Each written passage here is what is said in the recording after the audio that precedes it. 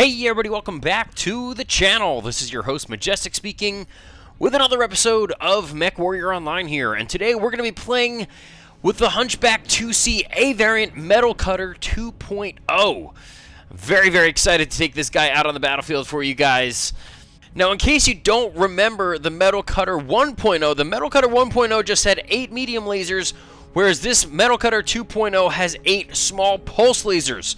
So as you can imagine, there will be some differences here, but we're going to work our way through them and then head into the mech lab and go through the actual details for themselves, draw a couple comparisons, maybe go through another round of gameplay after this. So it is part of the epic round series. I like to keep it to 1, but you know, it's the 2.0. That's version 2, so we have to go through 2. Why not?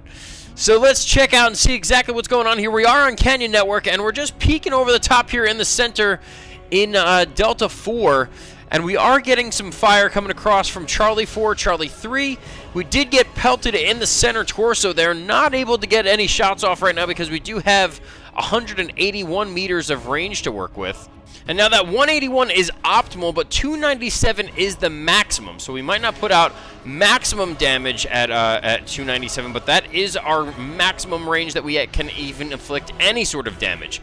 Now just peering around the corner here, trying to stay close to the team, seal off our flank to keep them away from us. And we have this Kit Fox right in front of us, Echo in the Purifier. He is able to put some damage down on us, but we returned a lot of fire down on him because he is within that maximum optimal range distance. Same with this Hellbringer. They're both trying to put damage down on me. I do have a weak left torso already. It is in the amber, but I do need to keep sealing off this flank. I cannot let them have this kind of advantage on us. So even though the seismic sensor is going off tremendously, we do have a couple mechs in the pit. We're putting down some damage on them as well, but the main key here is to stand our ground, stick with the team, and scare them off as much as we possibly can with these small pulse lasers. So now changing our position a little bit here towards the top of Delta 4 in this little plateau here.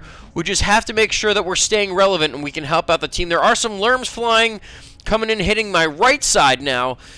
But again, just staying relevant, moving around, trying to not stand in the same position because that's how you get hurt. You know, just standing there as an idle target is not a great thing. But then we have this Zeus popping around the corner, Foxtrot, and it looks like he's trying to get away. But again, this massive amount of heat management and these 48-point alpha of these small pulse lasers heading into that center torso of the Zeus, and he's going to back up very quickly. Now, we did take some damage in return. Our left torso is cored, so we're going to have to be mindful of that.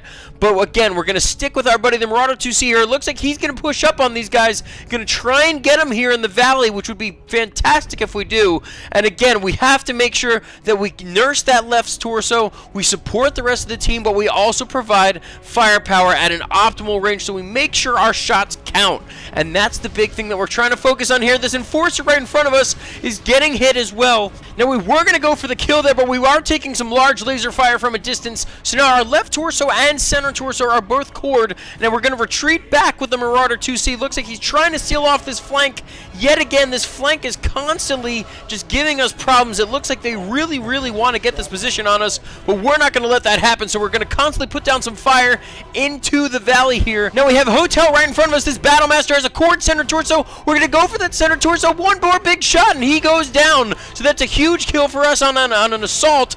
And now he would have put a ton of damage down if he got a shot off on us, but we didn't let that happen. Now it's 10-5 at this point. Just 2 opponents remaining. This Marauder 2C D variant is sitting here in the valley, and we're just going to take this purge position and provide amplification support, not get any face time with him, and allow our Marauder 2C to just exchange with him. But now that we know we have his back, one big shot to that backside, and he goes down as well. So it's 11-5 at this point, just a matter of cleaning up and finding this last opponent, which I'm guessing is on the far side, maybe in that sniper position again. Yeah, there it is, the Warhawk Prime variant. He has PPCs. Yeah, he's all kind of suited for long range. So we're going to stick to the valley for right now until we can get maybe a little bit closer. But it looks like he knows that his death is coming, so he's going to be the aggressor here. And we're going to help out the rest of the team in getting this guy down, chewing off those components, going for those torsos. One more big shot, and he goes down as well. So that is going to do it for the round.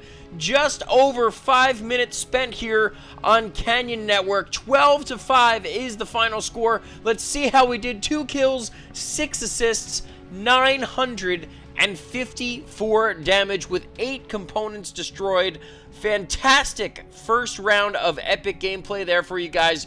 We did top the leaderboards here. Very, very situational. We put ourselves in a good spot.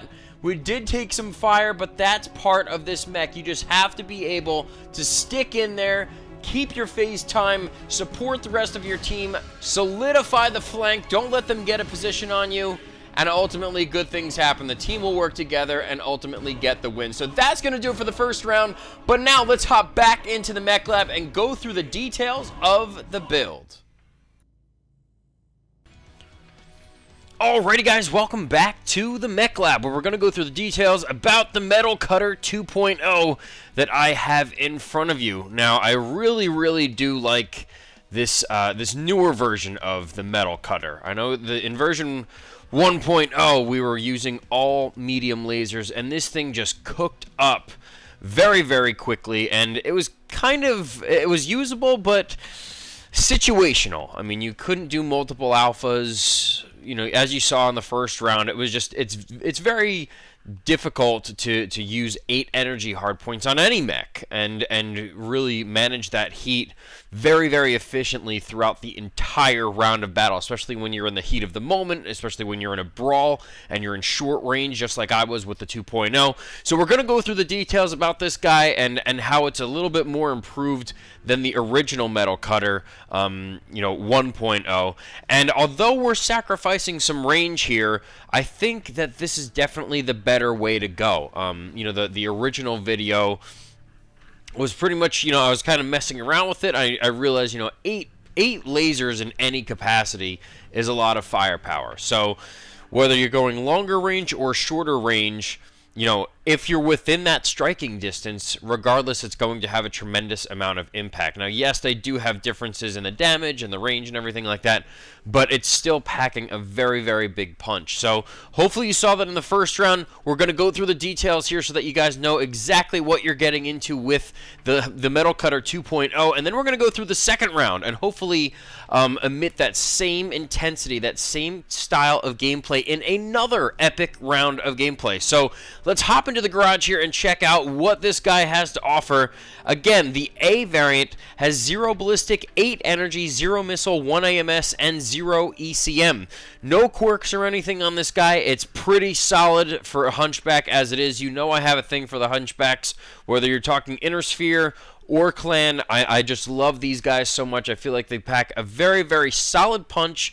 Their durability out there on the battlefield and speed kind of intertwine with each other. You know, and with this thing going 96 kph, it's a pretty fast mover. And to have some tankiness to it and then pack this punch at the end of the day, it is pretty substantial for a medium. So, you know, that's the reason why, it emulates that entire package that I hope you guys are looking for, which is a healthy balance between speed, firepower, and durability.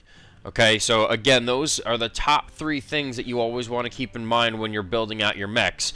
And this guy does have a healthy balance of it all. So let's look at what we placed on it. Again, you guys already know what the loadout is, but just to see how everything kind of fits here, 8 small pulse lasers, 3 in each torso. So as you can see, there's 2 way up top, even above the cockpit just a little bit, and then 1 underneath that is kind of off to the right and the left, down a little bit, just above the 2 center torso hardpoints. So, you know, they are all very compact. So pretty much you can almost say that if you're looking at it, you can shoot it, even if you are, you know, behind terrain.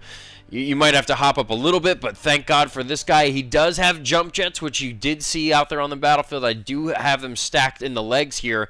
Has a 50 out of 50 tons are filled out, 78 out of 78 slots, so this thing is filled completely to the T with everything that you could possibly want in order to fill out all the hard points, keep it as heat efficient as possible, and pack a solid punch. So that, you know, that's what makes me so happy about this thing, is you're filling out every single aspect of this mech. The only thing that I had to tweak just a little bit was I had to take off 2 armor hardpoints out of the head in order to fit that last double heatsink. So this thing is very symmetrical on both sides. You know, it has a 1.36 heat management ratio, 23 double heat sinks. So you have 8 small pulse lasers but then 23 double heat sinks, not only to keep it very heat efficient, but make that heat dissipation factor, peak pretty much, especially for a medium. So everything is kind of working in this mech's favor, and if you guys build it out, I really want to know your thoughts. If you enjoy playing with it, if you've seen it out there on the battlefield, and if you have seen it, how well of a job did it do out there on the battlefield? I mean, every medium is different, but this is very unique. The fact that it fills out everything entirely on the medium chassis, and fills out 8 energy hardpoints. So, between this guy, you have the blackjacks that have the 8 energy hardpoints that fill those out as well. But this is on the clan side of things, so it does work a little bit differently in that regard. So, just keeping all of these statistics in mind, and how not only is all the tonnage and all the slots filled out, you're only sacrificing 2 armor out of the head. But then you have a 1.36 heat management ratio with everything filled out, 23 double heat sinks, a 48-point alpha, 96 kph with speed tweak. This is a completely mastered mech. So, going into it, if you don't have the Hunchback 2Cs, definitely pick them up. I believe there is still one on trial if you want to mess around with it, just to see if you like the format and how the positioning of the hardpoints is and everything. So you can mess around with it, but pretty much it's the positioning of the hardpoints that you're going to be focusing on, because I believe the one that's in the trial, let's check out which one is in the trial right now. This one, the 2cc variant. So the 2cc, it does involve, putting those mounted ballistics in the torsos, and then you intermingle them with the energy hardpoints in the center torso. But really what you're going to want to focus on if you do decide to take out the trial mechs, especially this one, just focus on the hard points, and if they work for you, the positioning of everything, then you can kind of translate that over. That you're intermingling the ballistics and the energy here versus the A variant, which is strictly the energy boat. So, mess around with it. They're free. You could test them out if you don't have them and see if it's something that you're interested in. And then if you do like that positioning of where those hard points are located, being right next to the cockpit, you can decide whether or not you actually want to invest more C-bills and time into grinding these things out to get them mastered, for now, at least until the new skill tree is released. But if we compare the two, now the big difference that I want you guys to take away from the Metal Cutter 1 versus Metal Cutter 2 are the heat management and the DPS, or the firepower. So, first of all, you're getting 1.36 heat management in this Metal Cutter, the 2.0, versus the 1.0, which gives 1.11. So you're getting 0.25 more points of heat management than you were with the original Metal Cutter. So this is definitely more heat efficient, and the Metal Cutter the original does have greater range. With the mediums, you do get more range out of those. Even just hovering over each of these, you can see max range is 688 versus the small pulses that I'm using right now, which have a max range of 297. So obviously there's a big trade-off there when it comes to range. This is strictly for brawling. I mean, very close range combat, support at the front lines, as you saw in the first round. Just really kind of getting in their faces, putting down a crap ton of damage, dipping in, dipping out, kind of moving around between targets, but pretty much trying to scare them off, because no one likes to see 8 small pulse lasers hitting them directly either in the cockpit or their center torso, or any component for that matter. So just keep that in mind. Now the other thing that you want to take into consideration, there's the trade-off here, where we have 48 points of damage that we're doing on an alpha versus the Metal Cutter 1 that does 56 points of damage with 8 mediums. So there's the other side of the coin. So you might be less heat efficient and and have greater range and also greater firepower, but again, you do have to mix and match between the two. I've even seen mixing with here. You have 6 small pulse up top and then maybe 2 mediums in the center torso. So it's really, if you want to mix and match, it's up to you.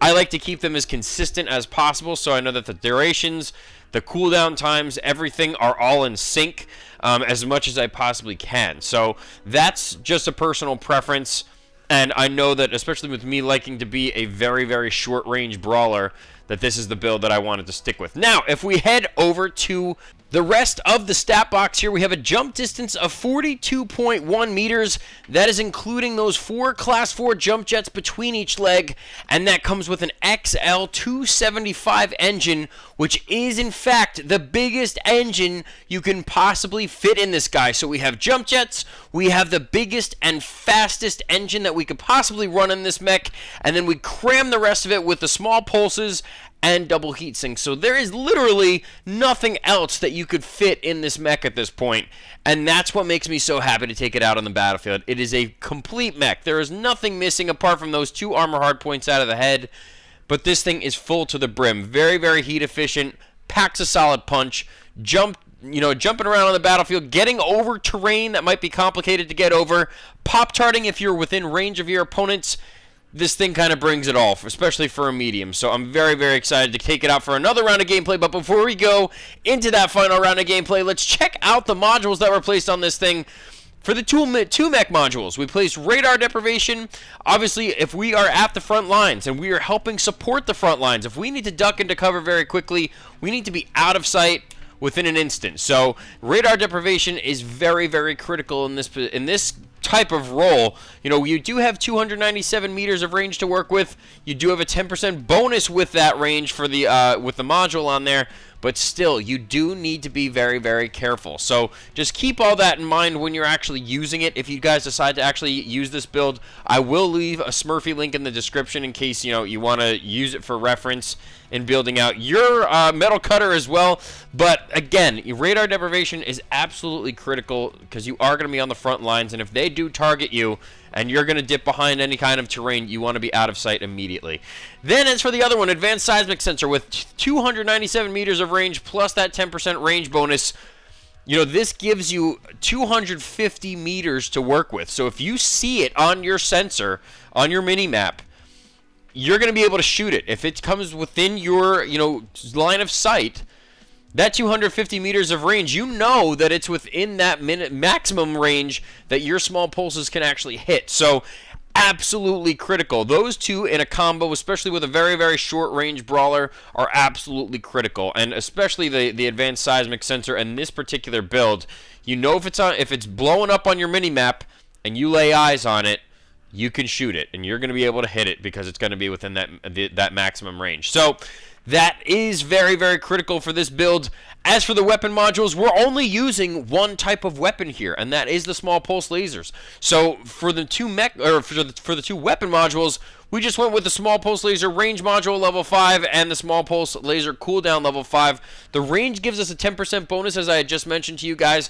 So that's a 10% on top of the 297, which is almost 30 more meters to work with. So that's definitely an added bonus there, especially when you're talking about a maximum range that these things can shoot out to.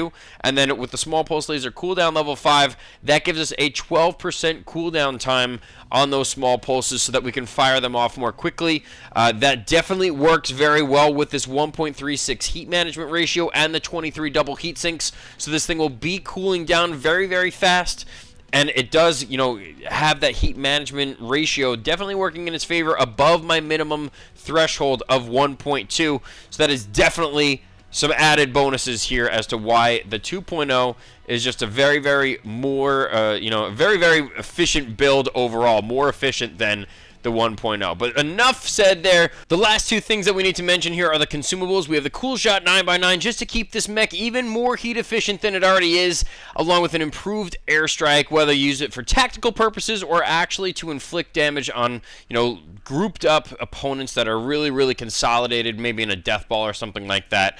So the intention is just a little bit different, whether you're trying to use it for a tactical purpose of getting into a better position and distract your opponents, or if you're actually intending to, put it down as damage on your opponents. So with that being said, I think that wraps up this summary on this guy, the Metal Cutter 2.0 Hunchback 2C-A variant. I hope you guys enjoyed it. I really tried to get through every detail as quickly and efficiently as possible. But let's head back out to the battlefield for one more round of gameplay and then close up with some final thoughts. Here we go. Alrighty guys, here we go. Second round is going to take place on Crimson Strait. Now, we're about a minute into the match here, and we are going to try and take a little bit of an aggressive position right now. I mean, you know how Crimson Strait works. It's either a saddle push or a platform push. And right now, we are on the far side looking for a platform push. So we're going to try and get some targeting information, at least see where they're moving. Maybe they're going under, maybe they're going over. We don't have any kind of details right now. So hopping up here, looking out into the distance, we see a couple mechs running across on top of the platform. And even this little, the little light symbol there, looks like he's going under the platform. So it looks like a little bit of a mix going on right now. So we're going to have to stay patient. But I'm going to try and take the top side of the platform if I can. But as you were just seeing, there's a little bit of an exchange going on with some DACA on their side and lasers on our side. Again, checking on top of the platform, no one making their way over to this side of the platform just yet, but that doesn't mean that they're not going to make their way over here, so we're just going to have to continue to stay patient. Again, we aren't good outside of 181 meters optimal range, so we do have around, over 300 to work with max range, but we want to make sure that we keep them in optimal range as much as possible. Now, right in front of us, we do have a couple mechs making their way over here, and this gridiron right in front of us are going to go for that right torso because I know that that's where a majority of that firepower is coming from, and all he has are 2 UAC-5, so we went for that right torso, corded up, and I'm not sure if we took one of them out or if he just jammed up, but again, we're trying to get that targeting information on him. Didn't get to see whether it jammed up or not, or if we did in fact get to take one of them out. Now we have this Mad Cat right next to us. Going to put some small pulse laser fire down into his center torso. He's going to back up, but I'm going to back up as well. And you know what? I do not want to keep exchanging with him. He's going to out-ton me, so I'm going to drop down to the lower level with the rest of my friendlies here and focus up on the saddle here, or even the ramp leading to the saddle, and see if I can help out there in any capacity. Now the right torso is what everyone is talking about on this stalker. If we can focus that down, gonna try and do that, but he turned to the left, so I did get a shot in, but it was on the other side of his torso. He was going for that right side, just couldn't get it down, but he was supported by that executioner, and they were able to core up my right torso, so now I have to be very, very careful, and now I took a huge shot again into that right torso, so now it is cherry red, and I have to be super, super careful as to how aggressive I decide to get here.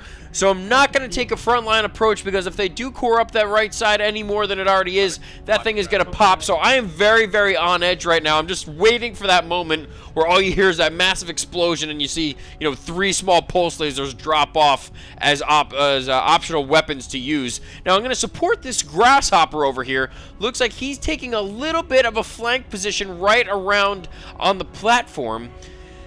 And I'm going to pop up on the ramp while he is using that other side right next to the ramp, just above, where the platform begins on the terrain. So now as we pop up here, this commando turned around and he's going for my left torso. Probably didn't get enough targeting information to notice that my right torso was completely cored. I got extremely lucky there that he didn't focus on my right torso, because that thing would have been completely severed off had he actually focused up there. So got very, very lucky, and my friend right here in the grasshopper is telling me that there is someone right above us, and I'm just letting him know that is a commando. I was just fighting with the commando, and there you saw the small pulses coming down. Might have been something else there. So I'm not sure if that was our team or someone up here, but we're going to check and see. And right in front of us, we have this executioner that has his back turned, so we're going to go for one of his components. We did take off that arm, and we're just going to pop in another shot there and then duck behind the lip of the platform so that we don't get targeted anymore. Kappa is still kind of confused. He's trying to move forward, but a couple of our mechs are distracting him at this point, just putting a couple more salvos. This guy just won't go down, and I'm reaching my heat threshold. One more big shot right at the tip of that heat threshold, just gonna go for it, and there he goes. So we were able to get the kill on that center torso. One of our friendlies did die up here in that Jenner. It looks like an oxide that went down. It's 5-4 right now, and I'm not going to push on top of the platform just yet. We do still have some big boys down here, and if we can get some shots up through some of these peephole here, like right here in front of us, it looks like we had a hunchback up there, had no idea that we were coming, but we got a big alpha into that backside, into his right torso, so that thing definitely has to be a little cored up at least. Not sure exactly what's going to happen, but I'm just so on edge right now. Have no idea what's going to happen, but I'm worried about that right torso, as always. I do not want that popping off and losing 3 of my 8 small pulses. So again, just gonna try and play it as safe as I possibly can. Use my friendlies here as meat shields if we do decide to push the platform, and it looks like that's exactly what we're gonna be doing here. 7 to 6 right now. This grasshopper is still chilling over here, but right down in front of us we have a night gear, and somehow, someway he popped out. I didn't even see him come down, so we're gonna pop in behind him, help out the rest of the team, put a couple salvos, full alphas into his back, and we get the kill. So that is a huge kill for our team at 9 to 6 right now, as another opponent was just taken down on top of the platform. So now it's a matter of cleanup, and as you can see, Kodiak leading the charge, Summoner in tow, and me right behind him. We have one opponent right in front of us. He just got taken out. This adder next to us, and this blackjack using those jump just to get a salvo down on that blackjack. But now we're going to go around the corner and try and help him get this adder down. One salvo into his backside. We did help get the kill, although we didn't get the kill, and that blackjack gets killed as well. So that is going to wrap up the round. 12 to 6 is your final. Let's check and see exactly how we did. Probably, if I had to guess, better than last time. Yes, we did. 2 kills, 7 assists, 6 times doing the most damage, 1031 damage with 9 components destroyed. Absolutely incredible. The Metal Cutter 2.0 is no joke, ladies and gentlemen. It's very situational, but it's got everything. Tank ability, speed, firepower, you name it, this thing, it has the entire package. Definitely worth picking it up if you don't have it already. But that's going to do it for this episode of MechWarrior Online. If you enjoyed the episode, hit that like button, hit the subscribe button, check out the links in the description. There will be a Smurfy link there in case you want to build it for yourselves, as well as a Patreon and PayPal link if you want to help support the channel. Thank you guys so much again for tuning in and for your support, and I look forward to seeing you all on the next one. Take care, guys.